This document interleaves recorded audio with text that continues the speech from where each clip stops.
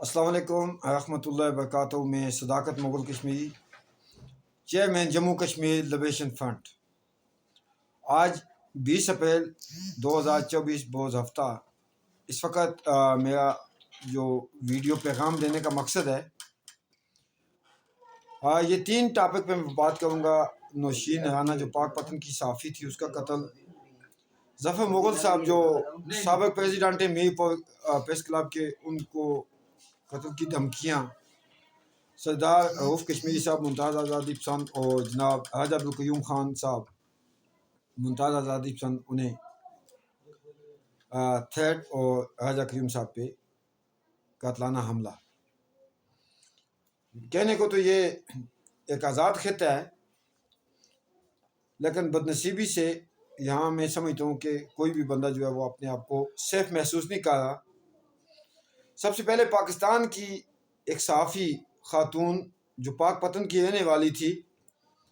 और मैं इसलिए कि वो हमारी तारीख के साथ भी मुखलस थी। जब हमने 3 अप्रैल 2021 को डी चौक में रियासती तशख़्ख़ुस के लिए सिया ने जो पॉलिटिकल प्रिजनर थे इस खत्े में, बाबा जान और राजा तनवीर साहब, उनके लिए, और इंडियन मकबूजा कश्मीर में यासीन मलिक साहब और दीगर आज़ादी पसंदों के लिए धरना दिया था। तो उस वक़्त वो खातून अपने कुछ रफ़्का सहाफ़ियों के साथ पाक पतन से हमारे धरने को कवर करने के लिए, उसमें शिरकत के लिए वो पहुंची थी। उसके बाद उनसे एक तल्लक बन गया। उसने कई मरतबा मुझे कहा कि उसकी जो हस्बैंड ने, वो उन्हें कत्ल की धमकियाँ देते हैं। अभी कुछ शवाहिद मिले हैं कि उसके हस्बैंड ने उसे किडनैप भी किया, और वो एक नौसबाज था जिसने मुख्तलिफ ख़वातीन से दौलत समेटने के लिए शादियाँ की थी। नतीजा ये हुआ कि उस खातून की डेड बॉडी जो उसको ज़बह करके उसके चेहरे पे तेज़ाब फेंका गया, और स्वाबा के करीब से मिली, और पुलिस की जो स्टेटमेंट आई कि वो इस पर तहकीकात करेंगे और मुजरिमीन तक जो पहुँचेंगे, लेकिन उसके बाद अभी तक कोई पेशरफ्त नहीं हो सकी। मैं अपनी जमात की तरफ से, रियासती आज़ादी पसंदों की तरफ से नौशीन राना साहिबा के लवाकिन से ज़ाहिर अफसोस करते हुए उनकी मग़फ़िरत के लिए दुआगो हूँ। और जम्मू कश्मीर लिबरेशन फ्रंट नज़रियाती जो है, इंशाअल्लाह इस्लामाबाद प्रेस क्लब में हम नौशीन राना साहिबा के लिए ताज़ियती रिफ्रेंस करेंगे, जिसमें खैबर से कराची तक के सहाफ़ी दोस्तों को भी इन्वाइट करेंगे, उनके लवाकिन को भी बुलाएंगे। उसके साथ ही मैं चीफ मिनिस्टर पंजाब जो एक खातून है, IG पंजाब से, चीफ जस्टिस हाई कोर्ट और चीफ जस्टिस सुप्रीम कोर्ट से रिक्वेस्ट करूँगा कि नौशीन राना साहिबा जो एक खातून थी, उसे बड़ी बेदर्दी से कत्ल किया गया। उसके कातलों को कैफ़े किरदार तक पहुँचाने के लिए उसको एक गैर जानबदाराना तरीके से इन्वेस्टिगेट किया जाए, और जिन लोगों ने उसको कत्ल किया, उसका हस्बैंड, वो यकीन मैंने जो सुना है बासर है, उसके मुख्तलिफ लोगों से तल्कात हैं, उसको इस पर असरअंदाज ना होने दिया जाए। इसके साथ ही ज़फ़र मुग़ल साहब जो मीरपुर प्रेस क्लब के सदर हैं और एक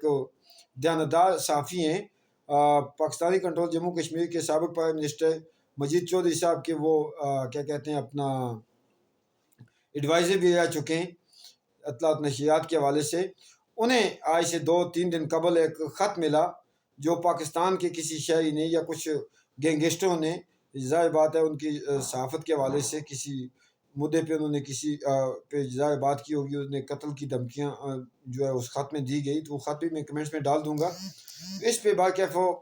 पाकिस्तानी कंट्रोल कश्मीर की जो एडमिनिस्ट्रेटर है, यहाँ के जो DIG हैं, IG मैं इसलिए नहीं कहूँगा कि वो गैर मुल्की है, उसका दायरा इख्तियार यहाँ पे नहीं होना चाहिए। DIG और यहाँ के जो चीफ जस्टिस है, हुकूमती जो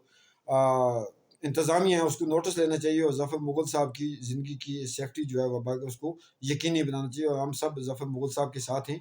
और मैं वैसे भी जितने भी सहाफ़ी दोस्त हैं पाकिस्तान के या पाकिस्तानी कंट्रोल जम्मू कश्मीर के, मैं उनका मशकूर हूँ, इसलिए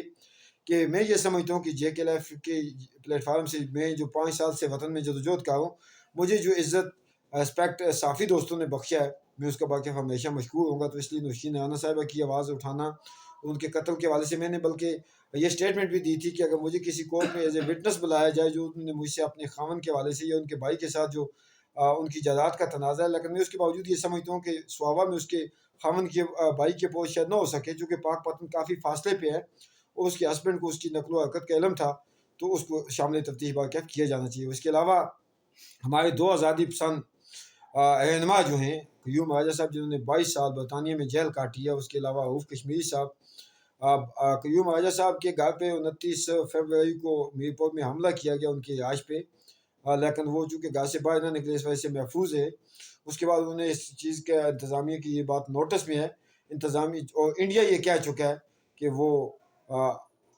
آؤٹ آف انڈیا میں جو اس کے دشمن ہیں ان کو وہ ٹھکانے لگائے گا، اور مختلف مقامات پہ کینیڈا، امریکہ وغیرہ میں اس نے کچھ سکھ آزادی پسندوں کو قتل بھی کیا ہے۔ لیکن پاکستان کو یہ چاہیے کہ وہ